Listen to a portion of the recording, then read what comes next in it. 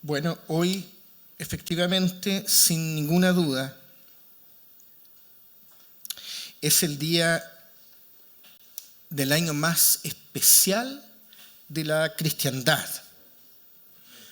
Hoy celebramos al Dios que es diferente. Hoy alabamos al mayor acto de perdón y milagro de la historia. Hoy conmemoramos la victoria de la vida sobre la muerte. Nosotros estamos viendo las narrativas del Evangelio de Marcos, ¿no? Pero como teníamos esta fecha especial ahora de Semana Santa, nos fuimos al final del Evangelio. Y en su final, estuvimos viendo el jueves por la noche, lo que pasó el día viernes, ¿no? Con el sacrificio, la muerte y sepultación de Jesús. Jesús fue sepultado de manera rápida el viernes. Lo sepultaron de manera apurada. Para los judíos, los días no terminan y no comienzan a las 12 de la noche, a las 0 horas, como para nosotros. Sino que para la cultura judía los días comienzan y terminan al atardecer, al anochecer. Y de hecho, de manera específica, la ley, por supuesto, la ley es muy antigua, ¿no? No habían relojes, no había una hora, ya a las 7, sino que literalmente la ley dice, el día termina cuando el sol se pone, ¿no?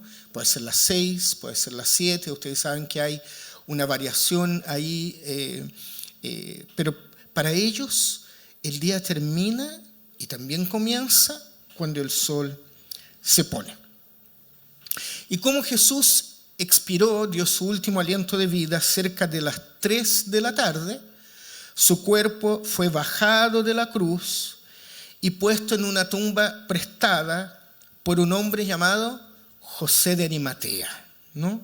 José de Arimatea era discípulo de Jesús, a pesar de que Juan en su evangelio dice que era como a escondidas, como en secreto, porque tenía miedo de los judíos, ¿no? Eso es interesante, porque Juan dice que él era discípulo, aun cuando él tenía miedo de hacer su discipulado o su seguimiento a Jesús público.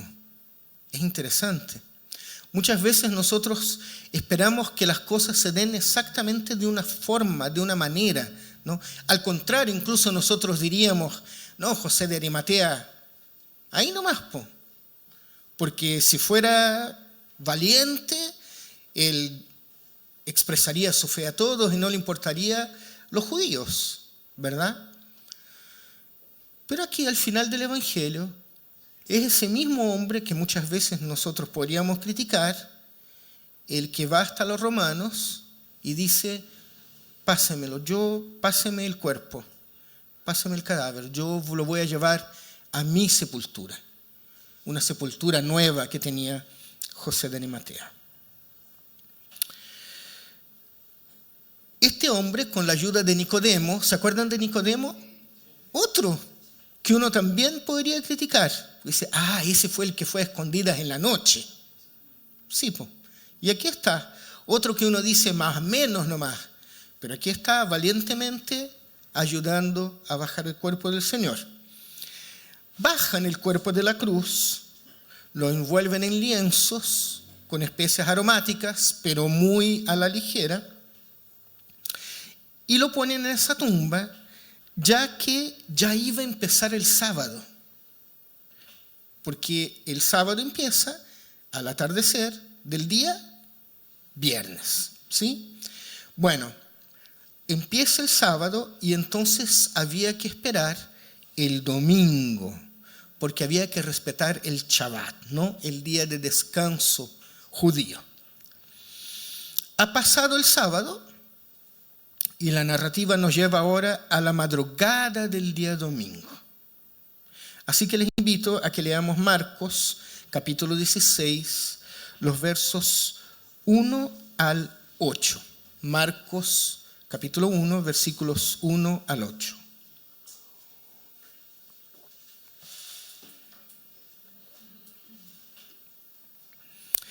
Cuando pasó el sábado, ¿ven que hay una pausa? Se sepulta Jesús y el sábado no se hace nada. Bueno, cuando pasó el sábado, María Magdalena, María la madre de Santiago y Salomé, ambas compraron especias aromáticas para ir a ungir el cuerpo de Jesús. A lo mejor lo compraron ya en la tarde del sábado, pero no iban a hacer ese trabajo durante la noche del domingo, sino que sábado, domingo, muy de madrugada, van. Muy de mañana, dice el verso 2. ¿Ven? El primer día de la semana, parte del domingo, apenas saliendo el sol, se dirigieron al sepulcro. Iban diciéndose unas a otras: ¿quién nos quitará la piedra de la entrada del sepulcro? Pues la piedra era muy grande. Pero al fijarse bien, se dieron cuenta de que estaba corrida. Al entrar en el sepulcro, vieron a un joven vestido con un manto blanco, sentado a la derecha, y se asustaron. ¿Quién no, verdad? Caminan hasta allá y piensan que van a llegar a un sepulcro cerrado. Ojalá nos topemos con alguien en el camino que nos ayude a correr, y de lejos ven que el sepulcro está abierto. Entran y se encuentran con este joven. No se asusten, dijo. Ustedes buscan a Jesús el Nazareno, el que fue crucificado. Como quien dice, ustedes están en el lugar correcto, es aquí. Pero Él ha resucitado y no está aquí. Miren el lugar donde lo pusieron. Pero vayan a decirles a sus discípulos y a Pedro: Él va delante de ustedes a Galilea. Allí lo verán tal como les dijo. Temblorosas y desconcertadas, las mujeres salieron huyendo del sepulcro y no dijeron nada a nadie porque tenían miedo.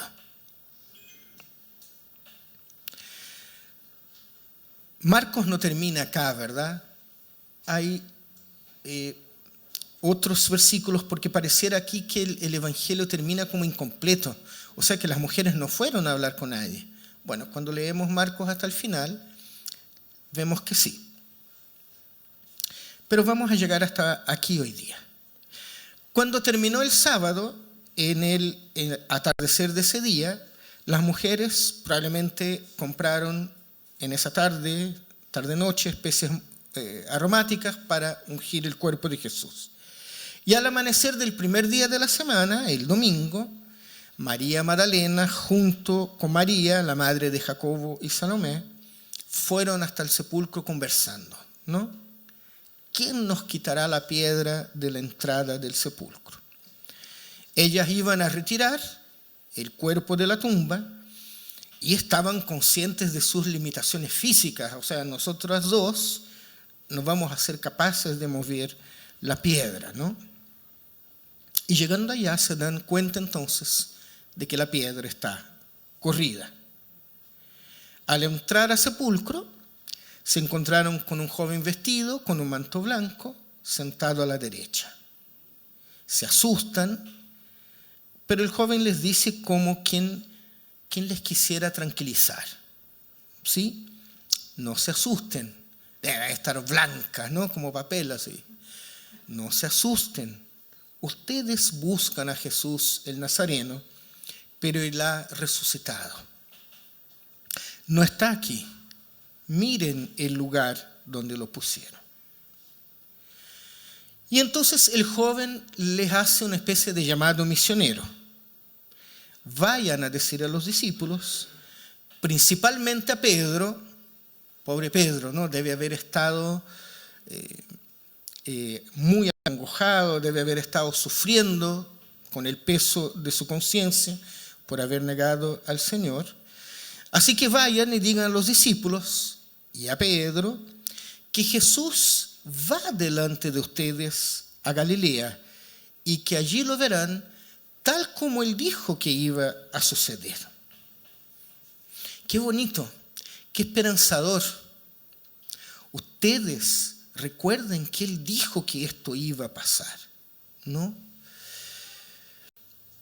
Siquiera la muerte puede impedir que Jesús cumpla sus promesas, porque Él es el Cristo, Él es Dios, ¿no? Bueno, espantadas, verso 8, las mujeres huyen del sepulcro y no dijeron a nadie nada porque tenían miedo. Y aquí hay algo muy importante que nos llama la atención. Las mujeres tuvieron miedo. Miedo. Qué cosa más incómoda que es el miedo, ¿no? Miedo, de verdad. ¿Han tenido miedo? Sí, pero miedo de verdad. No ese miedo que fue al cine a ver una película de terror y de repente salta algo en la pantalla y uno dice, ¿no? A mí no me gustan las películas de terror. Bueno, a Pamela sí. Cuando ella me dice, vamos al cine, yo tengo miedo. Bueno, ¿han tenido miedo de verdad? Esa sensación de que el corazón parece que les va a salir, la adrenalina, ¿no?, fluyendo. ¿Han sentido eso? Miedo, temor, miedo de no saber qué es lo que va a pasar, o miedo de saber qué es lo que va a pasar, pero nosotros no queremos que pase, ¿no? Nuevamente leo el verso 8. Temblorosas y desconcertadas, las mujeres salieron huyendo del sepulcro y no dijeron nada a nadie porque tenían miedo. ¿Han tenido la sensación de no tener el control? De no tener el control. No tener el control porque no saben o no son capaces de saber qué es lo que va a pasar. Me acuerdo una vez, en la tarde con lluvia, yo venía llegando con el auto en Quilicura con toda la familia. Frené, el auto se va y yo miraba el auto que estaba delante mío y decía, voy a morir yo y va a morir mi familia porque a la velocidad que voy a chocar muy, muy fuerte, muy fuerte. Y lo que pensé fue, no tengo el control. No tengo el control. No pasó nada, por algo estoy aquí. Y mi esposa también. Pero han tenido ese sentimiento horrible de que pareciera que la seguridad se te escapa como por entre medio de los dedos, de las manos, y las ganas, la voluntad que uno tiene es de hacer lo que hicieron las mujeres, ¿no? ¿Qué hicieron las mujeres? Salir huyendo, corriendo. En el verso 9 y 10 nos cuenta Marcos que María Magdalena fue a avisar a los que habían estado con Jesús que Él había resucitado. ¿Y cómo María encontró a los hombres? Los encontró lamentándose y llorando. Nuevamente, miedo.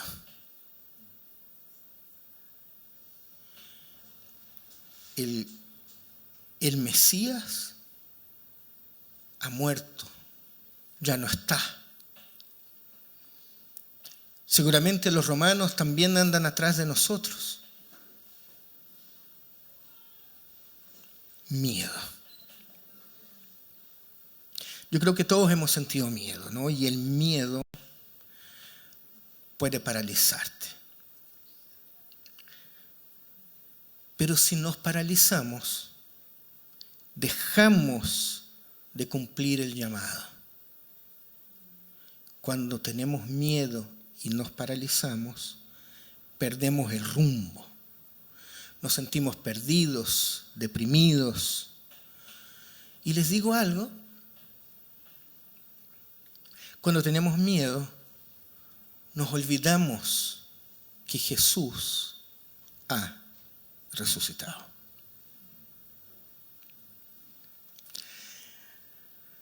A partir de aquí, la narrativa de Marcos nos cuenta que Jesús se aparece a diferentes personas, a dos que iban en el camino, ¿no? Dos campesinos, que son los caminantes de Emaús, de Lucas capítulo 24. Y también se aparece a los 11 discípulos mientras ellos comían. ¿Y qué hace el Señor? Los reprende por la falta de fe e insistencia en no creer que Él había resucitado.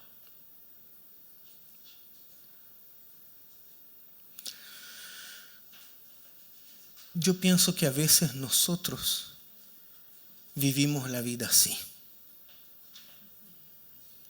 con los ojos puestos en nuestros problemas, en nuestras realidades, en nuestros miedos. Y nos olvidamos que la historia no se terminó en la cruz. La cruz, queridos y queridas, no fue el fin, fue solo parte del plan. La cruz fue ese lugar en donde todo cambió. Fue ese momento en que el Dios del universo abrió las puertas para que todos nosotros entráramos a su presencia por el camino angosto. Angosto, sí, porque para ser cristiano hay que ser valiente. Hay que creer en la mayor de las locuras y hay que entregar la vida a Dios, viviendo por fe, dispuestos a morir para que Él viva en nosotros. Pero la historia no se terminó en la cruz. La historia siguió el domingo con la resurrección de Jesús. Y la verdad, gracias al Señor, es que la historia sigue hasta hoy. Prueba de eso somos nosotros, ¿no? Que estamos aquí 2000 años después de lo que pasó. Aunque pareciera a veces que vivimos la vida pegados en la tarde del viernes. A lo más, como que llegamos al sábado y nos pasamos lamentando y llorando, dando atención solamente a nuestros miedos, aunque hemos oído y testificado una y otra vez que Jesús está vivo. En este día tan especial, yo quiero invitarles a que miremos a la cruz, símbolo del sacrificio de Jesús por cada uno de nosotros, sí. Pero quiero invitarles también a que vayamos más allá y contemplemos la tumba vacía, que es símbolo de victoria de Cristo sobre la muerte. Mi oración en este día es que cuando tengamos miedo y nos sintamos paralizados, porque las circunstancias son difíciles y porque los problemas parecen sin salida,